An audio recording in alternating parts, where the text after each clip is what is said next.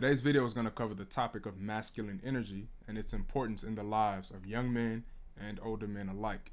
What I find in some cases is that younger men and older men are actually afraid to get into their masculine energy, develop a masculine frame, and use it as a tool to control your thoughts, to control yourself, your urges, and also to control your circumstances and get the exact goal that you desire.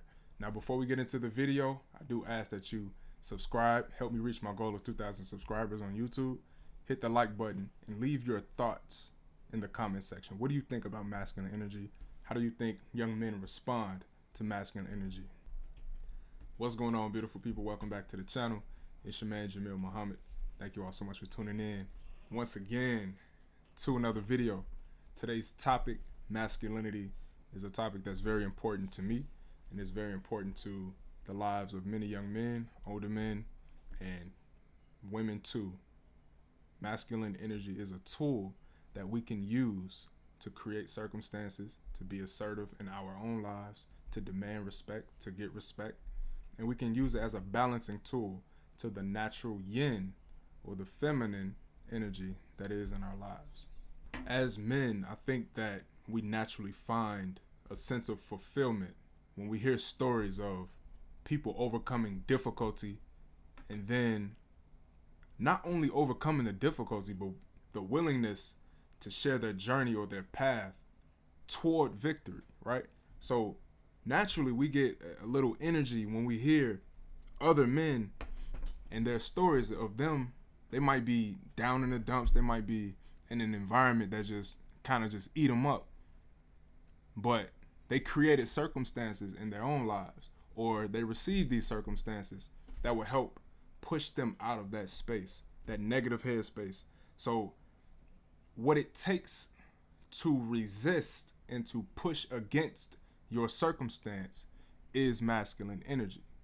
So in this case, you have to have the energy to push back on certain things. You have to have the capacity to speak up for yourself. And that's not even just using verbal tools as a way to speak up. You're speaking up with actions. So if you're in a situation, you might live in a terrible neighborhood. You might live, I don't know, the west side of Chicago, where it's not too safe over there to just do casual activity. But you have an opportunity. Let's say you have an opportunity to go to trade school or to go to college, or you have the opportunity to travel the world. You should take that and expand your mind, expand your environment, expand your experiences, and use that as a motivational tool to create a circumstance that will bring good to yourself and good to the ones that come after you. So many times it starts when we hear stories, they start in places where not only are people like mentally beat up, or they doubt themselves in great numbers, and I'm included in this as well. I have my own story of overcoming a few things, and when we hear the story, it gives us a human element to people, and naturally, some people are gravitated toward celebrities or music artists, and in their music, they share their stories, and so many people can relate to them. One, because they have their own struggles, but you expressing yourself and telling the listeners what went on and how you overcame it, and now you're in a situation where you don't have to worry about the same environmental harms or the mental harms that was produced from you being in that situation, right? So many Chicago artists, you got Lil Durk, Chief Keef, King Von. I mean, you could count many, even Chance. He had his own. He wasn't like the hood. He wasn't a hood rapper, but he had his own difficulty that he had to overcome, even developing maturity. But what it takes to even speak up and say, man, this happened to me. I went through this. This is what I was going through. Some of these people even they battle with dealing with drugs and being addicted to some of these drugs that everybody wants to be on. But it takes masculine energy to resist the things that everyone else is on. So if everybody want to go out, they want to party, they want to drink and smoke till they pass out, what you gonna do in that situation, young man? You gonna do what they doing, or you gonna do what you know you're supposed to? How much money is that making you? How much knowledge is that putting in your mind? And what I was taught as a young man is that the devil will make evil fair seeming. So he'll make you destroying yourself, your mind, and your vitality. He'll make that fair seeming. He'll make it seem okay to do. He'll make it okay for you to just disrespect women, put your hands on them, or even other people, take the lives of other people. He'll make those things okay, because we hear it and it's normal in our society. But it takes masculine energy to say, I'm going to make the choice to not do that. I'm going to make the choice to be alone, to get to know my own self, and using it as a tool to connect with the God above, right? Above, not in terms of location. I'm talking about the highness of consciousness. Jesus was not up in the clouds. He was right here on this earth, but his consciousness was elevated into the thinking of God. What do you think that takes? Does that take you trying to fit in with all these other people in this world? Or does it take you embracing yourself for who you are naturally? And then you having your own experiences, your own stories that you can share with other people. That's what it takes. The prophets of the Bible rejected by the people of that time. We hear these stories and we say, man, that's crazy. I'll never do that. And we witness it happening to people left and right every day. These things are happening. But it takes masculine energy to endure being rejected by this world. It takes masculine energy to say, I'm not going to do that. I'm going to literally write my own story so I can have something profound to show my children, have something profound to pass down to my children. Think about this. Let's say you have two men. Both of them live lives of 100 years. The first man, he lived his life. He worked, retired at 60. And, he lived life, and he did what he could to not get in the way, raise a family. And, he passed away as a man, as a working man. But he wasn't really a risk taker. And let's take the second man. He lived 100 years, but he let his creative mind flow. And he did whatever he could to express himself and make his voice known, because he understands that his voice is important. So he would speak. Sometimes people don't listen. Sometimes they do. He might have only inspired a few people, but it was fulfilling to him because he took the chance, he took the risk. He wasn't trying to not get in the way, right? He got in tune with his masculine energy, so he took risks. He traveled. He wrote stories, made videos, made podcasts. He did those things, and people admired him for being so exploratory, for being so creative, for uplifting others. Now, those are just two examples of two men. You could have a great story, you could have a mediocre story, you could have a terrible story. I don't have this journal. I don't just have this just to write down my feelings all the time. I use this journal as a way to create the type of man that I want to be, which is not, it's not going to be like anything that anyone else has ever seen. And it is because you as an individual, I'm talking to you, young man, I'm talking to you, you have a unique set of genetic information. your genes are expressed in the form of proteins. That means your expression, even in the physical, even with this flesh, those atoms are expressed in a different manner than another person. Everybody else is different. Even your parents, you're going to be similar to them, but you do have your degree of uniqueness. And you look at these great men and you listen to their stories and you get inspired by it to embrace yourself and to write your own story. But at the end of the day, or the end of your day, you have no business trying to be just like anybody else. Use them for inspiration. You have no business being jealous of another man. He has his own circumstances. He has his own struggles.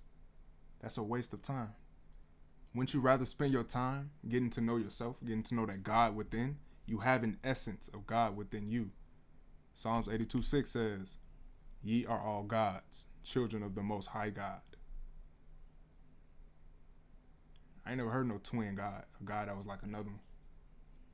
He made us all individuals, little gods. He gave us a little bit of essence to make us into rulers of our own circumstances, our own environments, whether that could be a household. It doesn't have to be an entire planet. But he made you a ruler. He made you a master of circumstances, a being of force and power. He made you like that. You are your own person. Write your own story. Make it unique.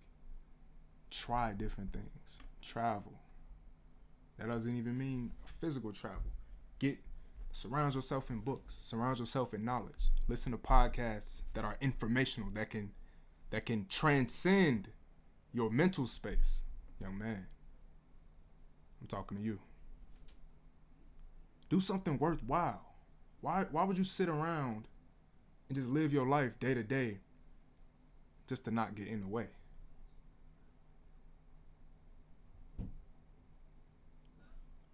Some of us might tell ourselves, man, I'm not creative.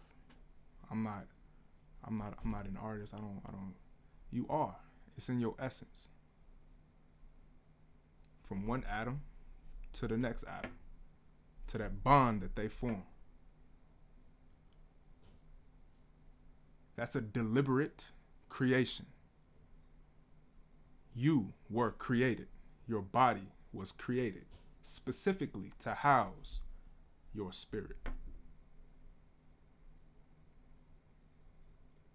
So at the core of your essence is creation. You have no business letting those words slip out your mouth. You are creative. You just have to figure out in what manner, which can be in any manner. You can be a Renaissance man if you wish. Excellent in all things. But you have to make a choice. Last thing I want to share with you is a story. It was from my sophomore year of high school. I was playing AAU basketball every day. I would come home. Sometimes I come home with my cousin, and then we had some Nicky's gyros, and that was my first time in my life ever eating gyros. I never ate food like that before. I'm just like, man, this food slap, man. You got the tzatziki sauce, you got the pita bread, everything just delicious. And you know, when you first trying something, it's exciting. Like, man, I ain't never had this before. Let me just keep going. So I think it was maybe my third time having it, and I actually ended up getting food poisoning, and that was literally the worst pain of my life. The worst pain I ever went through physically. I literally felt like somebody had a knife and stabbing me in my stomach. That was the only time in my life I actually felt like I could die right now. That's how I felt. So for maybe 6 or 7 days straight, I'm sitting on the couch in pain the whole time. Very difficult to sleep. Very difficult to think about school, to think about food, to think about pretty much anything other than I have to get through this, and I have to get through this, and I could never ever feel this pain again.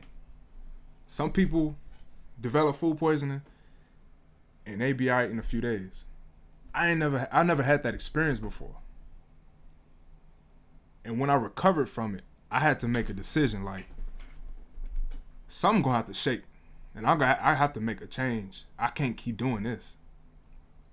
And then the following year, I was a junior. Maybe I think the spring. It was in April. That's when I decided to begin a plant-based lifestyle and to try my best to put better foods into my body. And I also started to practice intermittent fasting. So it wasn't the best decision at that time because I was playing sports. So I'm trying to eat 2 meals a day, skipping breakfast, only eating lunch. And then when I ate lunch, I ate like a salad and some fruit.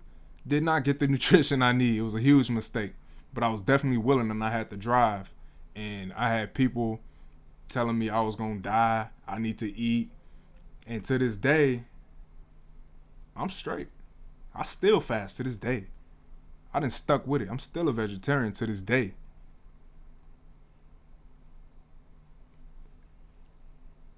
And the reason for that is it's not for myself. I don't give into pleasure the way that this world wants you to give into pleasure. As a man, my standard is to work my tail off to control my desires. And I think every man should have that capacity. Whether it's the desire to indulge in a certain food or to indulge in whatever activity, as a man, you have control over it. Right? We can't act like brats, so if we don't get our way, then we want to act out and start treating people any type of way. Nah. As a man, you have control over your emotions. You have control over what you do with your mouth and what you do with your mind. Right? Somebody disrespect you. What you gonna do? You gonna fight them? You gonna shoot them? Accept them for who they are. They're just a disrespectful person. You check them and leave it alone. Right? You gotta go to no further circumstances, because at the end of the day, that person ain't got nothing to do with none of your goals.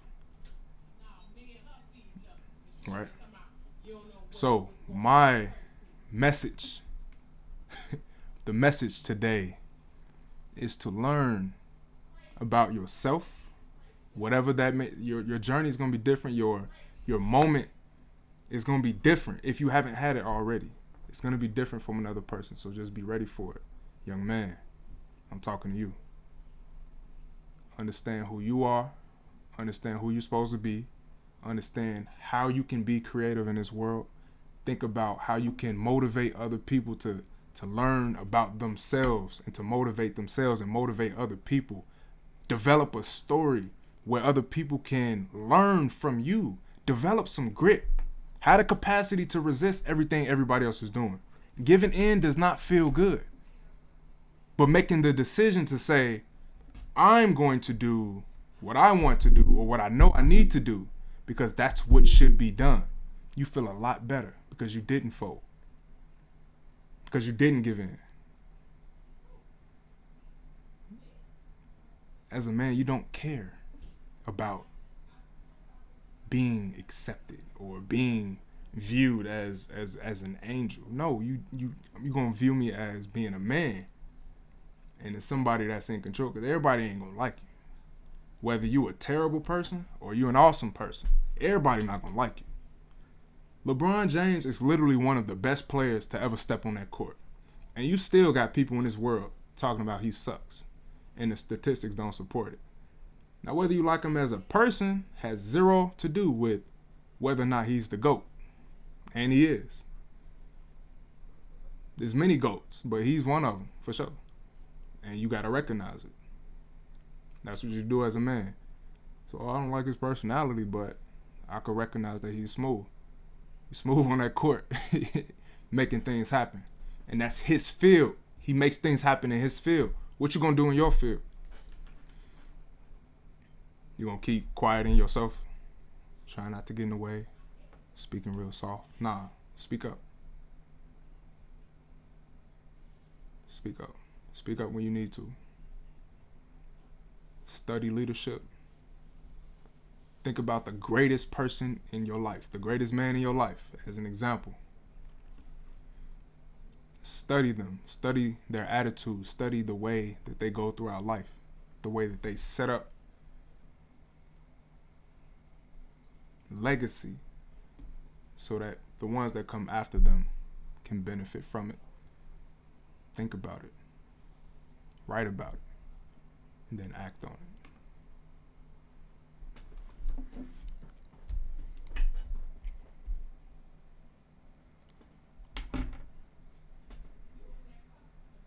Thank you all so much for tuning in once again to another video. I'm so grateful that you all have given me your ear. I do want you to give me your thoughts. What is your idea and your thoughts on masculine energy in young men? Thank you all so much for tuning in once again to another video. Please leave your thoughts in the comment section. Let me know what you think about this topic. I'll see you all in the next video. Peace.